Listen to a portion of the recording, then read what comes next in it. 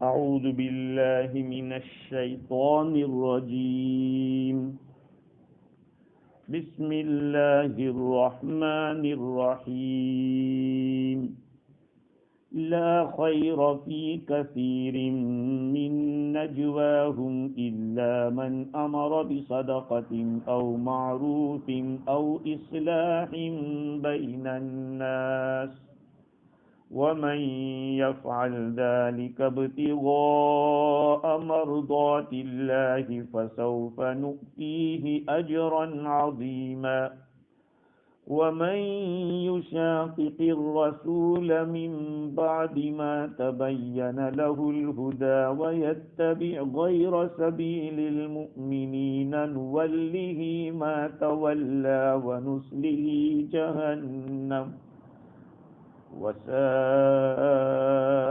مصيرا صدق اللہ العظیم۔ بزرگوں، پیارے بھائیوں، پہلے گفتگو ہماری چل رہی تھی، اوپر کی آیت میں اللہ تعالیٰ نے فرمایا کہ اگر اللہ کا فضل اور اللہ کی رحمت نبی جی آپ پر نہ ہوتی تو بہت سے لوگوں نے یہ ارادہ کر لیا تھا کہ وہ تمہیں گمراہ کر دیتے، لیکن وہ اپنے آپ ہی کا نقصان کرتے، آپ کو کچھ بھی نقصان نہیں پہنچا سکتے تھے۔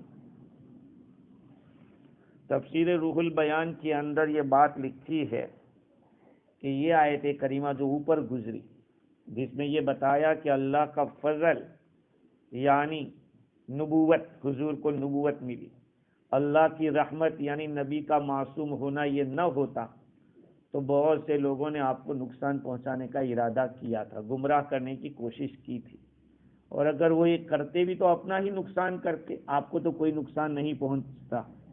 لیکن اللہ تعالیٰ نے آپ کو قرآن دیا ہے، حکمت دی ہے، حدیث دی ہے، اور جو کچھ نہیں جانتے تھے وہ اللہ نے آپ کو سکھایا ہے۔ یہ آیت کریمہ بہت ہی زیادہ فضائل کی حامل ہے۔ اس سے ایک بات یہ معلوم ہوئی کہ برائی کا وبال خود صاحب برائی کو پہنچتا ہے۔ آدمی جتنا برا کرے گا اس برائی کا نقصان اسی کو پہنچنے والا ہے۔ جیسے کہ خیر کرے گا تو خیر کا نفع اس کو ملے گا، جیسے شاعر نے کیا کہا، اول بظالما اثر ظلم می رسد پیش از ہدف ہمیشہ کما نالا می کند۔ ہاں، ظلم کا اثر پہلے ظالم کو پہنچتا ہے، جیسے کہ تیر مارتا ہے نا، کمان سے تیر نکلتا ہے تو یہ تیر ابھی وہاں نہیں پہنچا ہے، کہاں؟ نشانے پہ۔ اس سے پہلے کس کو تکلیف ہوتی ہے؟ وہ کمان ہی کو تکلیف ہوتی ہے، نہیں، اس کو کھینچا جاتا ہے۔ تو جو آدمی کسی کا نقصان کرنے جاتا ہے نا، پہلے اسی کا ہوتا ہے، ہاں، اس میں کوئی شک نہیں۔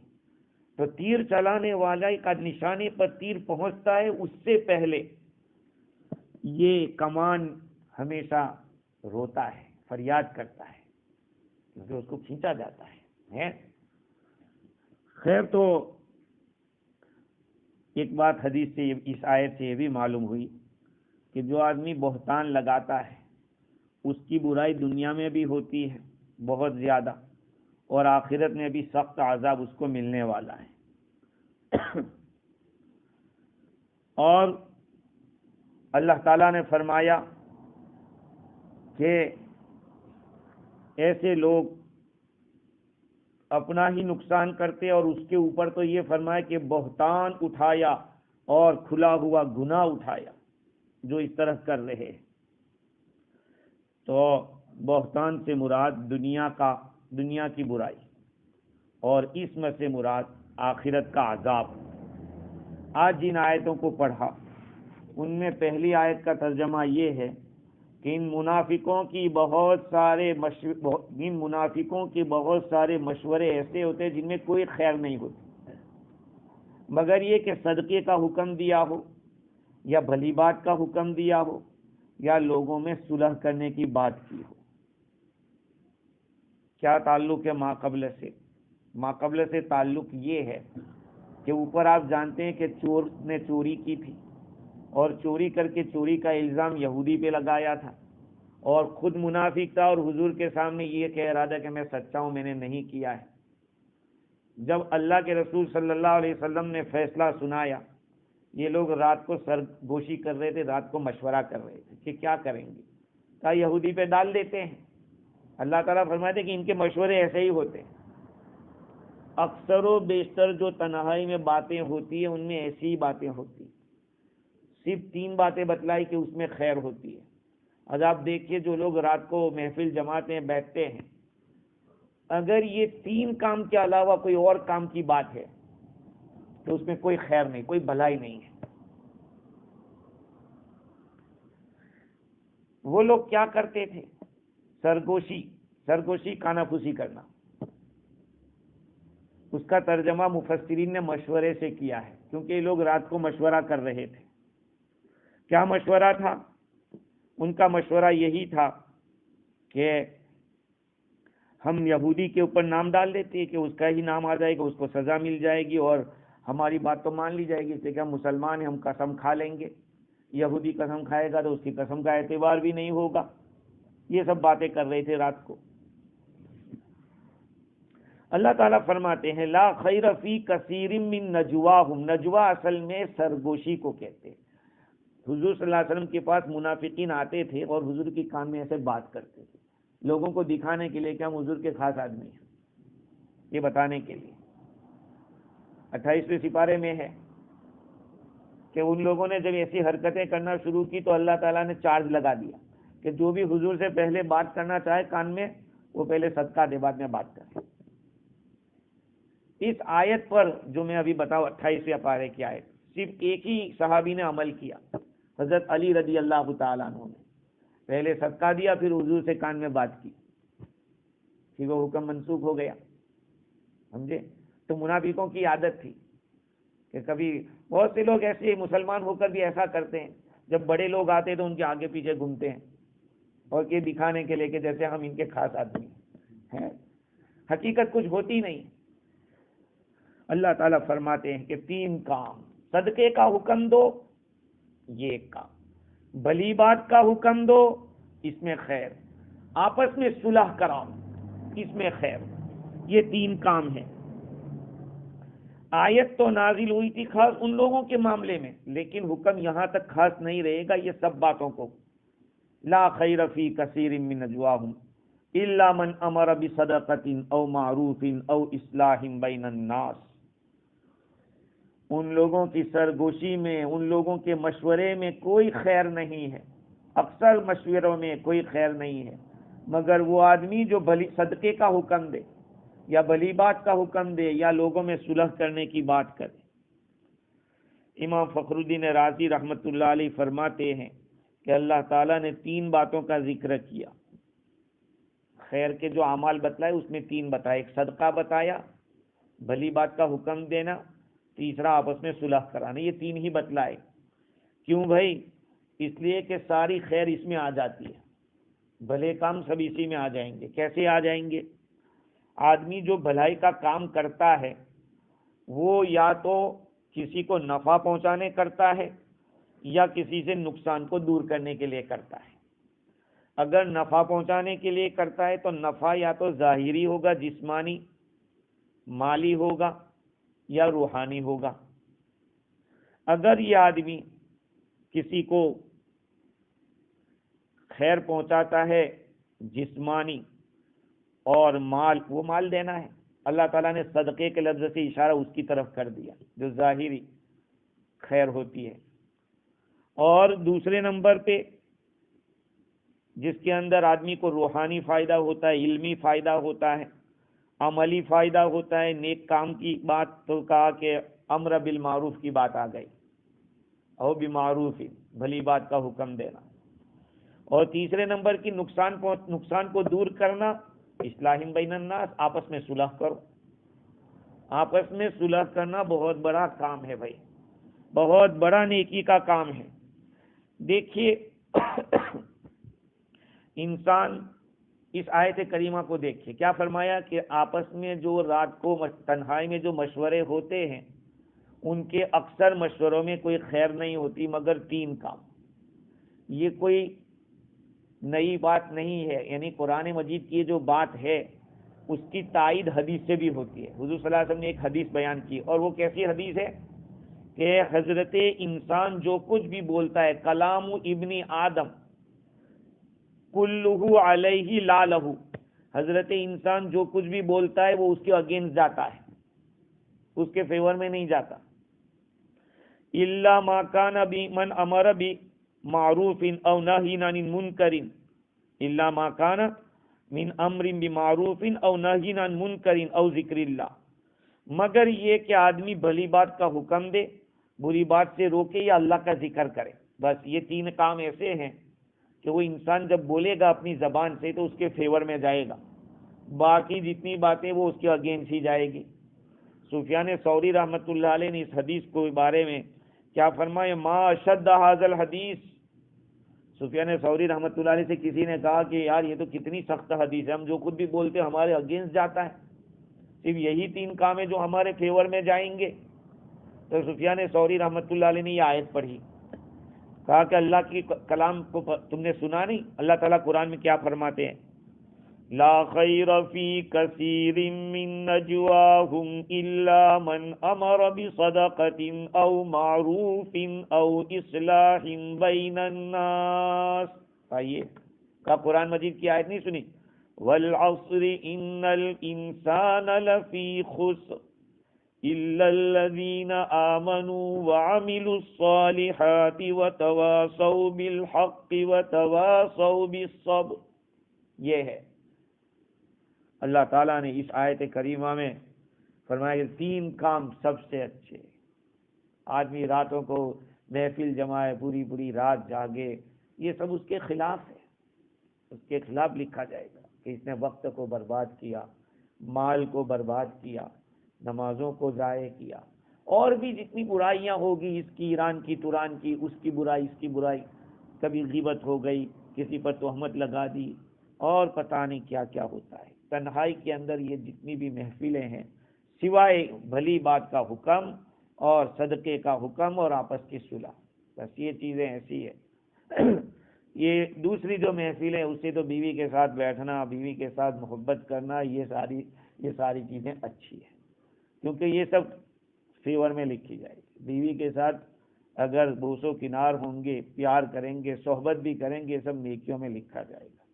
سمجھ رہے ہیں؟ لیکن آپ کو نیت کرنی پڑے گی کہ میں کیوں کر رہا ہوں.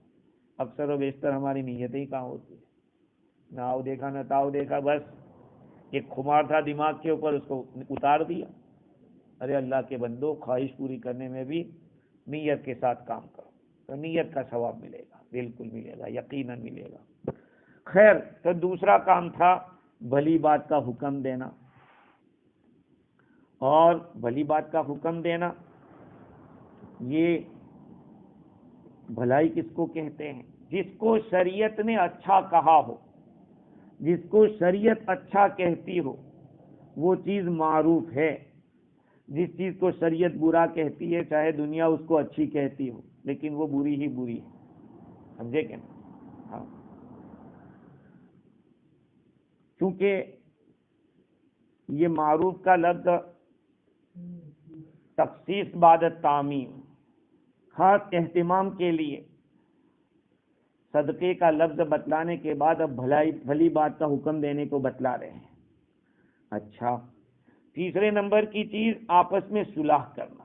یہ تو بہت اونچا عمل ہے، اتنا اونچا عمل ہے کہ تفسیر مظہری میں لکھا ہے کہ آپس میں صلح کرنے کے لیے بعض ایسی چیزیں جو ناجائز ہوتی ہے وہ بھی جائز ہو جاتی ہیں.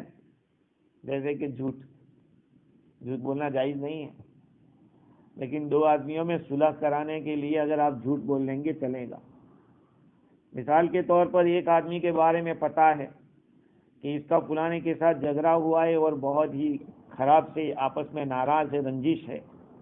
آپ نے جا کے ایک کو کہا یار وہ تو آپ کے بارے میں بڑی اچھی بات کرتا، وہ تو کہہ رہا تھا کہ وہ آدمی اچھا ہے، میری غلطی ہو گئی، میں ہی جوش میں آ گیا اور میں نے اس کو ایسا کہہ دیا. آپ تو صحیح نہیں کہہ رہے ہیں، جھوٹ کہہ رہے ہیں، لیکن آپ کا مقصد یہ کہ ان میں آپس میں صلح ہو جائے. اس کے دل میں جگہ پیدا ہو جائے، یہ ثواب میں لکھا جائے گا۔ بہت ساری روایتیں ہیں اس بارے میں، حضور اکرم صلی اللہ علیہ وسلم سے روایات منقول ہے۔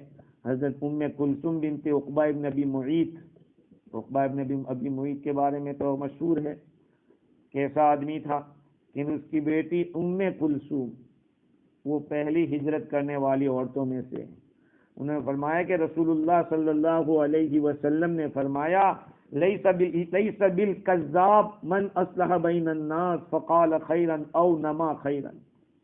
بخاری شریف اور مسلم شریف کی حدیث ہے کہ وہ آدمی جھوٹا ہی نہیں ہے، وہ آدمی جھوٹا ہی نہیں ہے جو لوگوں کے درمیان صلح کراتا ہو تو کوئی خیر کی بات کہہ دے یا کسی بھلائی کی بات کو بڑھا دے، بڑھا چڑھا کر کہہ دے کسی بات کو، کہا کہ یہ جھوٹا نہیں ہے۔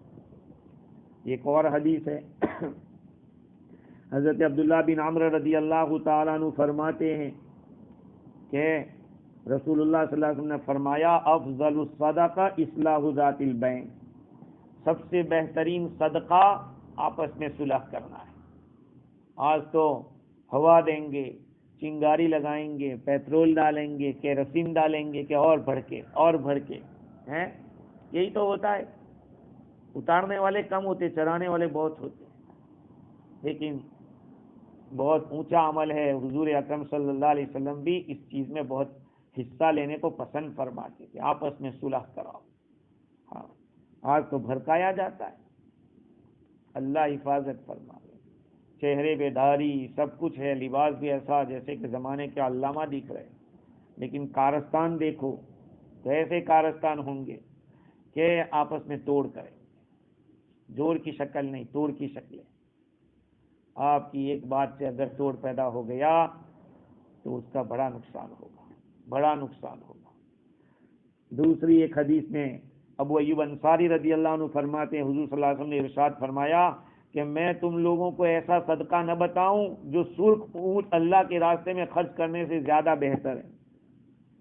قال بلا یا رسول اللہ، انہوں نے عرض کیا ابو ایوب انصاری رضی اللہ عنہ کہ حضور کیوں نہیں، آپ بتائیے۔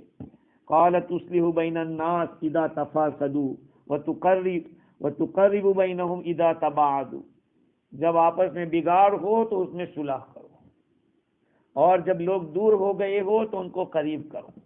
کہا کہ یہ ہے نیکی کا کام، یہ سرخ اونٹ اللہ کے راستے میں خرچ کرنے سے زیادہ بہتر ہے۔ ہم تو ان نیکیوں کو نیکیاں کہاں سمجھتے ہیں، ہم تو نیکیاں اسی کو سمجھتے ہیں کہ صرف نماز پڑھ لی، ہم نے جماعت میں چلے لگا دیے، 4 مہینے لگا دیے، بس یہی ایک نیکی ہے، حالانکہ یہ بھی نیکیاں ہیں۔ دوسری ایک حدیث ہے، نبی اکرم صلی اللہ علیہ وسلم نے فرمایا الا اخبرکم بافضل درجۃ من الصلاۃ والصدقہ، میں تم لوگوں کو ایک ایسا عمل بتاؤں جو افضل ہے صدقے سے، بلکہ نماز سے اور صدقے سے۔ کیا کہا؟ نماز سے بھی افضل، لو بتاؤ آپ لوگ، اور صدقے سے بھی افضل۔ ہم نے بعض لوگوں کو ایسے دیکھا کہ وہ نماز میں اور ایسی چیزوں میں تو اتنے آگے نہیں لگتے تھے، اپنے گاؤں میں نے دیکھا، لیکن جہاں کہیں کوئی جھگڑا ہوتا یا آپس میں رنجش ہوتی تو وہ پیسہ بھی خرچ کر کے کسی طرح صلح کراتے۔ کیا کہا؟ اب آپ سوچئے کہ کتنا اونچا عمل ہے، کتنا اونچا عمل، نماز سے بھی افضل، صدقے سے بھی افضل۔ آپ لوگوں نے کبھی سوچا یہ؟ کبھی نہیں سوچا۔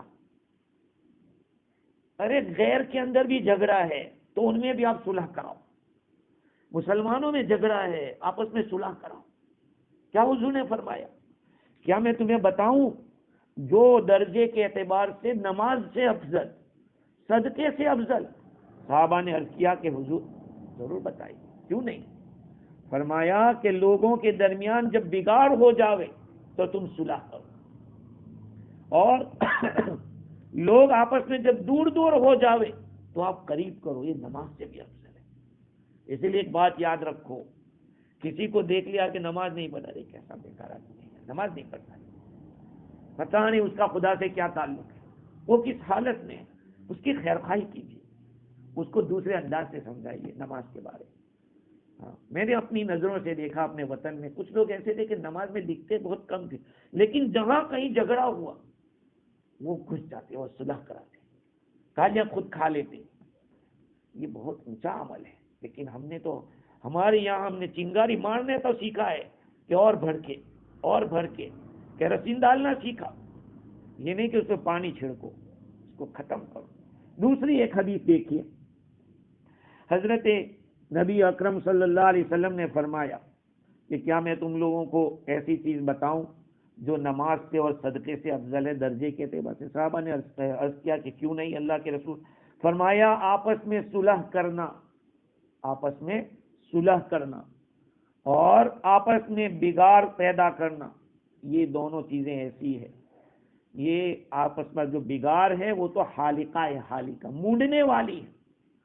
صلح کرنا نماز سے اور صدقے سے افضل، اور آپس میں بگاڑ پیدا کرنا یہ ایسی چیز ہے کہ جو مونڈ ڈالتی ہے. کس کو مونڈ ڈالتی ہے؟ حضور نے فرمایا لا قولو، میں نہیں کہہ رہا بال مونڈ ڈالتی ہے، وہ تمہارے دین کو مونڈ ڈالتی ہے، تمہارا دین ختم کر دیتی ہے. اس لیے اگر صلح کرنے میں دو گالی بھی آ جاوے تو سن لو، لیکن صلح کراؤ، آپس میں تعلق پیدا کرو.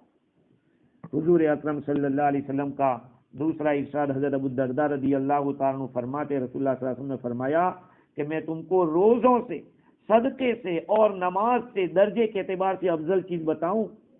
فرماتے ابو الدرداء رضی اللہ تعالیٰ عنہ کہ ہم لوگوں نے عرض کیا کہ کیوں نہیں؟ فرمایا آپس میں صلح کرنا، اور یاد رکھو آپس میں بگاڑ کرنا یہ تو مون دینے والا ہے. اور دوسری ایک بات، حضرت اسماء بنت یزید فرماتی ہے کہ رسول اللہ صلی اللہ علیہ وسلم نے فرمایا جھوٹ بولنا جائز نہیں ہے مگر 3 جگہ. کیا جھوٹ بولنے کی اجازت نہیں ہے، صرف 3 جگہ بول سکتے ہیں. وہ بھی کیا ہوگا؟ وہ ایک چیز ہے آدمی اپنی بیوی کے لیے جھوٹ بول رہا ہے تاکہ اس کو راضی کر دے. آپ صبح سے کوئی گفٹ لائے تھے تو $10 کی، لیکن بیوی کا مزاج اب جانتے ہیں، عورت ذات ہی ایسی. تو پوچھا کتنے کا لائے؟ کہ 10 سے. کہ بس میں $10 کی ہوں، آپ یہ $10 کی ہوں. آپ نے کہا کہ 100 میں لایا. کتنے میں؟ $100 میں. اچھا اتنی مہنگی؟ ارے تیرے لیے $100 بھی کیا چیز ہے. یہ اس کا دل خوش ہو جائے گا. عورت آپ کو اپنی محبت کے اظہار میں کوئی چیز ایسی کہہ دے جو لگتا ہے جھوٹ ہے، لیکن اس کے لیے جائز ہے کہ شوہر کے ساتھ محبت کا اظہار. دوسرا لڑائی کا موقع ہے، دین کی لڑائی، اسلام اور کفر. اللہ کے نبی صلی اللہ علیہ وسلم کو ادھر جنگ میں جانا ہوتا تھا، فرماتے ادھر جانا ہے. کیوں؟ اگر پہلے سے بتا دیا کہ ادھر جانا ہے تو دشمن چھپ سکتا ہے اور اچانک حملہ کر سکتا ہے. تو یہ دوسری چیز. اور تیسری چیز جو جائز ہے آپس میں صلح کرنے کے لیے جھوٹ بولنا. 2 آدمی میں نہیں بنتی، تمہیں آپ کو معلوم ہے کہ بہت بھاری جھگڑا ہے، ایک مل گیا، ارے وہ تمہارے بارے میں کہہ رہا تھا کہ یار ہمیشہ اس نے میرے ساتھ اچھا کیا ہے، کیا کروں، یا میں غصے میں تھا، وہ تو آپ کے بارے میں یہ کہہ رہا تھا کہ بہت اچھا آدمی ہے لیکن میری ہی بھول تھی. اب وہ نرم پڑ جائے گا. آپ تو جھوٹ بول رہے ہیں لیکن اس کے دل میں جگہ کر رہے ہیں اس کے لیے. سمجھ رہے ہیں بات؟ تو قرآن کہتا ہے کہ ان منافقوں کی آپس کے مشوروں میں اکثر میں کوئی خیر نہیں ہوتی. اگر تنہائی کے مشورے ہو تو صدقے کے بارے میں مشورہ ہو، صدقہ نکالو، غریبوں کی مدد کرو. دوسری چیز بھلی باتوں کا حکم، نماز پڑھو، زکوٰۃ دو، روزے رکھو. یہ کہ آپس کی صلح او اصلاح بین الناس. اللہ تعالیٰ آگے فرماتے ہیں وَمَن يَفْعَلْ ذَلِكَ ابْتِغَاءَ مَرْضَاتِ اللَّهِ فَسَوْفَ نُؤْتِيهِ أَجْرًا عَظِيمًا. جو آدمی ان کاموں کو کرے گا اللہ کی رضامندی کو تلاش کرنے کے لیے تو ہم اسے بڑا اجر عطا فرمائیں گے. ہاں، جو آدمی اس کو کرے گا اخلاص کے ساتھ. اس لیے میں نے ابھی کہا تھا ان لوگوں سے کہ بیوی کے ساتھ صحبت کر رہے ہیں اس وقت بھی نیت کرو. یہ نہیں کہ بس میں اپنا خمار یہ نیت کرو کہ میں اپنی نگاہ کی حفاظت کے لیے، شریعت کا حکم ہے اس کے لیے میری بیوی کی نگاہ کی حفاظت کے لیے میں صحبت کروں. اور بسم اللہ پڑھ کے صحبت کرے. آدمی یہ نہ سوچے کہ یار اس کی کوئی دعا ہوتی، نہیں، اس کی بھی دعا ہے. اس لیے کہ شیطان شریک ہو جاتا ہے. اگر آپ دعا نہیں پڑھیں گے تو شیاطین دیکھنے کے لیے آئیں گے. ہاں کتابوں میں لکھا ہے وہ اتنے نالائق ہوتے ہیں, جنات ناپاک ہوتے ہیں, وہ دیکھتے ہیں. لیکن جیسے آپ نے دعا پڑھی اللہ تعالیٰ اس کو کارڈن کر دیتا ہے, کوئی نہیں دیکھ سکتا آپ کو. آپ خدا کی حفاظت میں. باتیں تو چھوٹی چھوٹی لگتی ہیں, معمولی لگتی ہے, لیکن اس کے اثرات بہت ہیں. بچے روتے ہیں رات کو, کیوں رو رہے ہیں؟ ظاہری بات ہے گھر میں آیت الکرسی نہیں پڑھی ہے تو بچوں کے اثرات ہوتے ہیں. سمجھے؟ اللہ تعالیٰ فرماتے ہیں کہ جو آدمی یہ کام, صدقے کا حکام, بھلی باتوں کا حکام, اسی طرح سے آپس میں صلح اللہ کو راضی کرنے کے لیے کرے گا, ہم اسے اجر عظیم عطا فرمائیں. اس آیت کریمہ میں ایک دلیل یہ ہے کہ چاہے ظاہری اعمال ہو اس میں دل کے حالت کی رعایت کرنا ضروری ہے, یعنی اخلاص نیت ضروری ہے. سوائے اللہ کی رضا کے اور کوئی مقصد سامنے نہیں ہونا چاہیے. اگر ہے تو پھر آپ کو اجر نہیں ملے. آگے اچھا, ابو شریح خزائی فرماتے ہیں رسول اللہ صلی اللہ علیہ وسلم نے ارشاد فرمایا کہ جو آدمی اللہ پر اور آخرت کے دن پر ایمان رکھتا ہے اس کو چاہیے کہ بھلی بات کرے یا خاموش رہے. حضرت انس رضی اللہ عنہ فرماتے ہیں رسول اللہ صلی اللہ علیہ وسلم نے ارشاد فرمایا رحم اللہ امرأ تکلم فغنم او سکت فسلم. کتنی چھوٹی سی حدیث ہے, کتنی چھوٹی. دیکھیے ترجمہ سنیے. اللہ تعالیٰ, حضور دعا دے رہے, اللہ تعالیٰ رحم کرے اس آدمی کے اوپر کہ جب وہ بات کرے تو فائدہ ہو اور چپ رہے تو محفوظ رہے. آج زیادہ مصیبت کس کی ہے بتاؤ؟ چلو اسی کی ہے. یہ تو بول کے 32 سلاخوں میں چلی جاتی ہے, زبان تو بول کے 32 سلاخوں کے اندر گھس جاتی ہے. اب جو ٹھکائی ہوتی ہے تو کس کی ہوتی ہے؟ سر کی, پاؤں کی, ہاتھ کی. اسی لیے ہر صبح میں کہتے ہیں کہ اللہ کے واسطے تو سیدھی چلنا ورنہ مصیبت کرے. صبح میں روزانہ ہر عضو اس کے پناہ مانگتا ہے زبان سے کہ تو ٹھیک رہنا, اگر تو ٹھیک نہیں رہی تو ہماری ٹھکائی ہو جائے گی. سمجھے؟ آگے اللہ تعالیٰ فرماتے ہیں, ہاں مفتی شفیع صاحب رحمۃ اللہ علیہ نے اس آیت کے تحت, یعنی جو اوپر گزری لا خیر فی کثیر, اس کے اندر لکھا ہے کہ لوگوں کے آپس کے مشورے اور تدبیریں جو آخرت کی فکر اور انجام پر غور سے آزاد ہو کر محض چند روزہ دنیاوی اور وقتی منافع کے لیے, تدبیریں جو آخرت کی فکر اور انجام پر غور سے آزاد ہو کر محض چند روزہ دنیاوی اور وقتی منافع کے لیے ہوا کرتے ہیں, ان میں کوئی خیر نہیں. مطلب یہ ہے کہ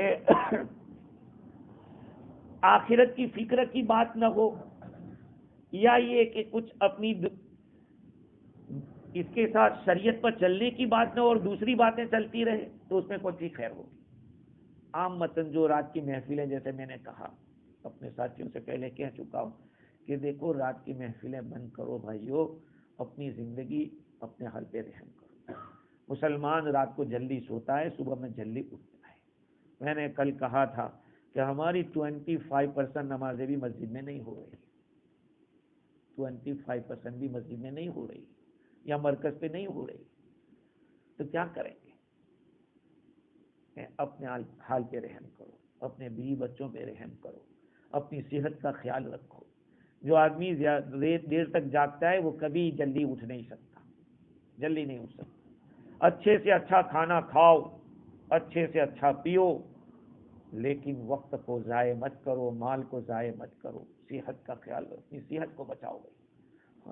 آگے اللہ تعالیٰ فرماتے ہیں وَمَن يُشَاقِقِ الرَّسُولَ مِن بَعْدِ مَا تَبَيَّنَ لَهُ الْهُدَى وَيَتَّبِعْ غَيْرَ سَبِيلِ الْمُؤْمِنِينَ نُوَلِّهِ مَا تَوَلَّى وَنُصْلِهِ جَهَنَّمَ.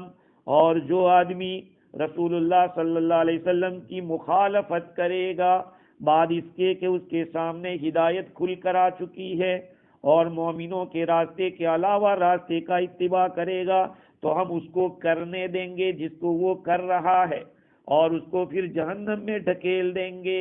جہنم برا ٹھکانہ ہے. اللہ کے رسول کی مخالفت جو بھی کرے گا, یہ نہیں کہ غیروں کے لیے, ایمان والے کے لیے بھی حضور کی اطاعت ضروری ہے.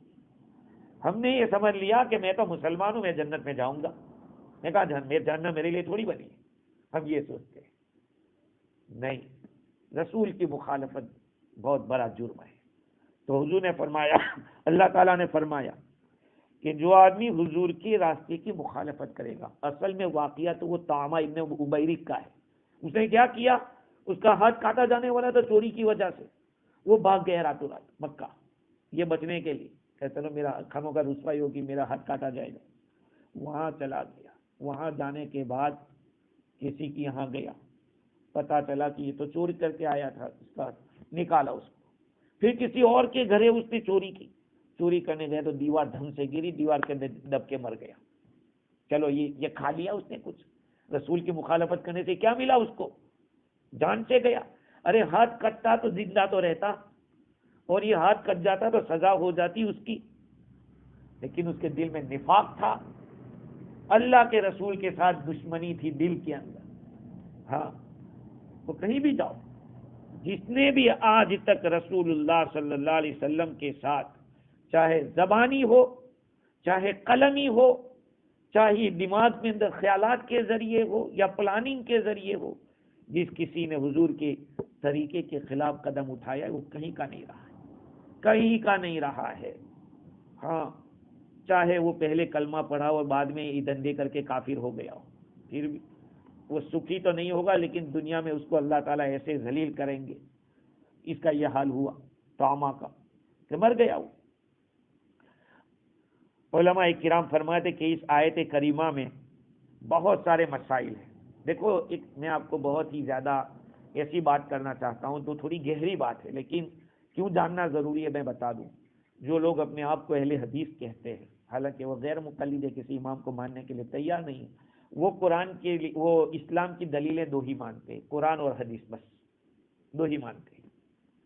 ہم چار کہتے ہیں، قرآن بھی ہے، حدیث بھی ہے، اور اجماع امت کا کسی بات کے اوپر متفق ہو جانا، اور امت سے مراد امت کے علماء، اور علماء سے مراد ایرے گہرے نٹھو کھیرے نہیں، جو نیک بھی ہو، صلاحیت والے ہو، دیندار بھی ہو، پرہیزگار بھی ہو، وہ کسی بات پر متفق ہو جائے، اس کو اجماع امت کہتے ہیں۔ میں آپ کو بتاؤں گا، اس کی مثال دوں گا، سمجھنا۔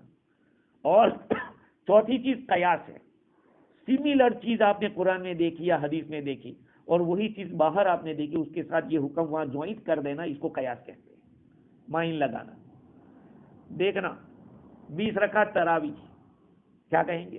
حضور نے تو نہیں پڑھی، حضور نے بھی پڑھی ہے، لیکن ہمیشہ پڑھنے کو کس نے کہا؟ حضرت عمر رضی اللہ تعالیٰ عنہ کے زمانے میں سارے صحابہ نے اتفاق کر لیا، یہ اجماع امت ہے، یہ اجماع امت ہے، امت کا اجماع ہے۔ تو اب یہ غیر مقلد جو اپنے آپ کو اہل حدیث کہتے ہیں، وہ اس کے اندر مانتے کہ نہیں 8 ہی پڑھیں گے۔ کسی نے ایک ہی دفعہ میں 3 طلاق دے دی تو تینوں کی تینوں طلاق واقع ہو جائے گی۔ حضرت عمر رضی اللہ تعالیٰ عنہ کے زمانے سے پہلے لوگ 3 بول کے کہتے نہیں میرا تو ارادہ ایک کا ہے، ایک کا تھا، 100 بولتے کہتے کہ وہ تو میرا ایک ہی کا ارادہ تھا۔ حضرت عمر رضی اللہ عنہ کے زمانے میں کہا کہ جو 3 دے گا 3 ہی شمار ہوگی۔ اصل میں ہے نا، طلاق کا مسئلہ بہت ڈینجر ہے۔ شوہر کہنے جا رہا تھا پانی لا، اور پانی لانے کے کہنے کے بجائے کہا کہ تجھے طلاق ایسا بول دیا تو واقع ہو جائے گی، کیونکہ 3 چیزیں ایسی ہیں کہ ریئل بھی ریئل ہے اور جوکنگ بھی ریئل ہے۔ ثلاث جدہن جد و ہزلہن جد، 3 چیزیں ایسی ہیں کہ جس کا ریئل بھی ریئل ہے اور جس کا جوکنگ بھی ریئل ہے۔ ایک ہے نکاح، مجلس کے اندر آدمی مذاق کے لیے کھڑا ہوا، ایک لڑکا اور لڑکی، اور خطبہ ہو، کسی نے کہا میں نے اس سے کل نکاح کیا، اور نے کہا میں نے قبول کیا، ہو گیا۔ ہم جوک، ارے جوک نہیں، ہو گئی بات خلاص ہو گئی۔ ایسے ہی اگر بیوی کو جوکی مذاق کر رہا تھا، کہ قاضی صاحب کا ایسا ہوا، مول صاحب کا، کہ بیوی کے بیچاری حیض میں تھی، اس کو پتا نہیں تھا، اور کہا کہ نماز نہیں پڑھی تو تجھے 3 طلاق، یہ کہہ دیا۔ اب کہاں پڑھے گی؟ حالت حیض میں وہ لگ گئی۔ اس نے کہا کہ 3 چیزوں کی مذاق، اور تیسری چیز آزاد کرنا غلام کو، غلام آزاد کرنا، وہ بھی ایک دفعہ گولی لگ گئی آزاد۔ اب یہ کہ نہیں میں تو جوک کر رہا تھا، نہیں جوکنگ نہیں چلے گا اس میں۔ خیر، بات کہیں سے کہیں چلی گئی۔ تو اجماع امت کے علماء کا کسی بات کے اوپر متفق ہونا، یہ بھی ایک دلیل ہے۔ صحابہ کرام کے زمانے میں بھی یہ ہوا ہے۔ تو اس آیت کریمہ سے اجماع امت ثابت ہو رہا ہے۔ کیا فرمایا اللہ تعالیٰ نے؟ جو آدمی حضور کی مخالفت کرے گا اور ایمان والوں کے راستے کے علاوہ راستہ چلے گا، یعنی ایمان والوں کا راستہ ایک راستے پر ہونا ایمان والوں کا، یہ بھی ایک دلیل ہے۔ جو ان کے راستے کو چھوڑ کر دوسرا راستہ اپنائے گا، اللہ تعالیٰ فرماتے ہیں وہ جو کرتا ہے ہم اس کو کرنے دیں گے، پھر اس کو جہنم میں ڈھکیل دیں گے۔ اب ایک بات میں آپ کو بتاؤں، یہ اجماع امت دلیل ہے۔ امام شافعی رحمۃ اللہ علیہ کے بارے میں امام مزنی فرماتے ہیں کہ میں ایک مرتبہ امام شافعی رحمۃ اللہ علیہ کے پاس تھا، ان کے پاس ایک بوڑھا آیا، شیخ آیا، اونی کپڑا پہنے ہوئے، اور ان کے ہاتھ میں ایک ڈنڈا تھا۔ دیکھا تو بڑے رعب والے تھے۔ امام شافعی رحمۃ اللہ علیہ بیٹھے، صحیح ٹھیک ہو گئے، اور انہوں نے یہ کہا کہ بھئی اللہ کے دین میں دلیلیں کتنی ہیں، دیکھو دین میں پروف کتنی جگہ سے آپ لے سکتے ہیں، تو کہا کہ قرآن سے، کہا اس کے بعد، کہا حدیث سے، کہا اس کے بعد، کہا اجماع امت سے۔ جب اجماع امت کی بات آئی تو انہوں نے بتایا کہ یہ کون سی آیت سے آپ نے نکالا، کس آیت سے پتا چلا؟ دیکھو کوئی بھی بات، ہم لوگ مفتی ہیں، ہم کوئی بھی بات کیسے نہیں بول سکتے، ہمیں آپ کو پروف دینا پڑے گا کہ یہ آپ کہاں سے لائے۔ ہم ایسا بولے نا کہ یہ جائز ہے تو ہمیں آپ کو کتاب میں سے نکال کے بتانا پڑے گا کہ فلاں کتاب میں لکھا ہے، ورنہ میں اپنی رائے سے کہہ دوں نہیں چلے گا۔ امام شافعی رحمۃ اللہ علیہ کو پوچھا کہ آپ نے کون سی آیت سے نکالا کہ اجماع امت یہ ہے، دلیل ہے؟ وہ کہتے ہیں کہ میں 3 دن کا ٹائم دیتا ہوں آپ کو، تلاش کر کے مجھے بتاؤ۔ امام شافعی رحمۃ اللہ علیہ کے بارے میں ہے کہ امام شافعی رحمۃ اللہ علیہ 3 دن تک گھر میں سے نکلے نہیں باہر، 3 دن تک۔ تیسرے دن ظہر اور عصر کے بیچ میں نکلے، ان کا رنگ بدلا ہوا تھا۔ اچانک وہ شیخ آ گئے اور سلام کیا اور بیٹھ گئے۔ کہا کہ آیت، وہ آیت لاؤ۔ اعوذ باللہ بسم اللہ پڑھنے کے بعد یہ آیت سنائی کہ یہ آیت کریمہ ہے، اس کے اندر دلیل ہے کہ اجماع امت یہ دلیل ہے۔ اچھا، امام رازی نے لکھا ہے کہ امام شافعی رحمۃ اللہ علیہ نے 300 مرتبہ قرآن پڑھا۔ کتنی مرتبہ؟ اس دلیل کو تلاش کرنے کے لیے 300 ٹائم انہوں نے قرآن پڑھا۔ اور یہ بھی روایت ہے کہ وہ ہر روز دن اور رات میں 3 مرتبہ قرآن پڑھتے تھے، بعد میں جا کے ان کو یہ کامیابی ملی۔ اور بعضوں نے یہ بھی کہا کہ ان کو اللہ تعالیٰ کی آیت کے بارے میں پوچھا گیا تو انہوں نے 300 مرتبہ قرآن پڑھا۔ یہ مختلف روایتیں۔ اب سوچئے کہ ان علماء نے کیسی محنت کی۔ اسی لیے کیا کہا معلوم؟ ان علماء کے قلم کی روشنائی شہیدوں کے خون کے، شہیدوں کا جو خون ہے۔ ہاں، اب ہمارے یہاں پی جی میں تو یہ سمجھ لگا ہے مولوی یعنی کیا ہے، وہ نماز پڑھاتے اور کیا ہے، لیکن جب مسئلہ کبھی آتا ہے نا پسینہ نکال دیتا ہے، کئی گھنٹے کتابوں کو کھنگال میں لگ جاتے ہیں۔ آپ لوگ مسلم شریف تو جانتے ہو، حدیث کی کتاب مسلم شریف، بخاری شریف، مسلم شریف، اس کے لکھنے والے ایک حدیث کو تلاش کر رہے تھے، ان کے سامنے کھجور کا ایک ٹوکرا بھرا ہوا تھا، وہ حدیث کو تلاش کرتے رہے اور کھجور کھاتے گئے، اتنا کھجور کھا گئے کہ اسی میں ان کی موت ہو گئی۔ ان کو پتہ ہی نہیں چلا کہ وہ حدیث کی تلاش میں اتنا کھا گئے، اتنے مشغول ہو گئے ایک حدیث کی تلاش کے اندر۔ کتابوں میں یہ واقعہ لکھا ہے۔ تو کہا کہ اتنا انہماک تھا ان لوگوں کا، رات بھر جاگتے تھے حدیث کے لیے۔ یہ شیخ زکریا رحمۃ اللہ کی فضائل اعمال آپ جو پڑھتے، کئی راتیں جاگے، حدیث بڑے محدث تھے وہ۔ اور آج کہہ دو کہ ان کی کتاب میں یہ ہے وہ ہے، ایک کا تو بتاؤ 150 کتاب کا نچوڑ ہے، وہ 150 کتابوں کا نچوڑ ہے فضائل اعمال۔ ہم کو تو آسانی سے ہاتھ میں مل گئی ہے، پڑھ لو، لیکن ان کو کیا کتنے جاگنا پڑا ہوگا، کیسے لکھا ہوگا۔ خیر، اس آیت کریمہ میں اللہ تعالیٰ فرماتے ہیں کہ جو بھی رسول اللہ صلی اللہ علیہ وسلم کی مخالفت کرے گا بعد اس کے کہ ہدایت کھل کے آ چکی ہے، ہم سب مسلمان ہیں، ہمارے سامنے واضح ہو چکا ہے کہ اللہ کے نبی حق تھے۔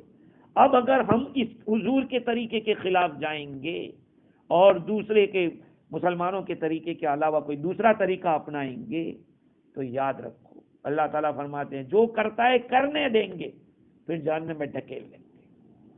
اور بھی کچھ باتیں اس آیت کریمہ پر باقی ہیں، انشاءاللہ آئندہ اس کے اوپر گفتگو کریں گے۔ اللہ تعالیٰ مجھے بھی اور آپ کو بھی دین کی بصیرت عطا فرمائے، قرآن مجید کے ساتھ محبت عطا فرماوے، اور موت تک اس کے ساتھ ہم لوگوں کو جوڑے رکھے۔ سبحان اللہ بحمدی، سبحانک اللہم و بحمدک، ونشہد ان لا الہ الا انت، نستغفرک ونتوب۔